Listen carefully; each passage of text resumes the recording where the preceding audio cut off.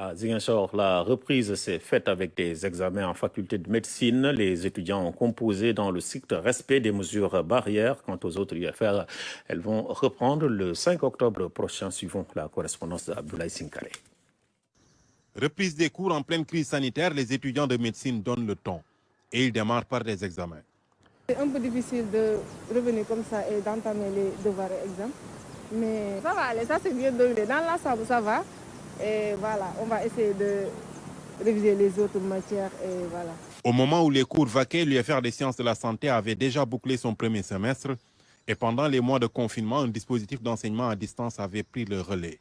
Cela nous a permis d'achever les enseignements en ligne à la date du 15 août pour la majorité des niveaux.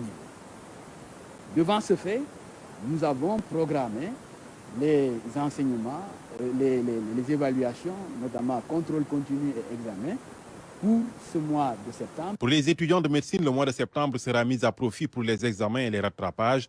Et pour les autres UFR, la reprise se fera en début octobre.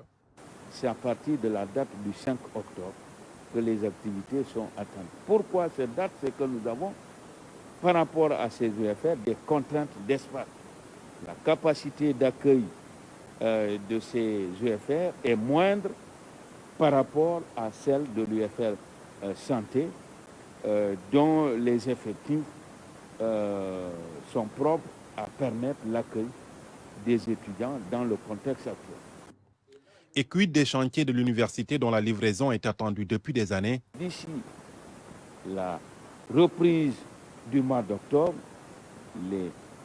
ces salles de cours, les chapiteaux, j'allais oublier, les chapiteaux, ainsi que les laboratoires seront prêts à accueillir du monde pour que le démarrage des autres UFR soit rendu possible.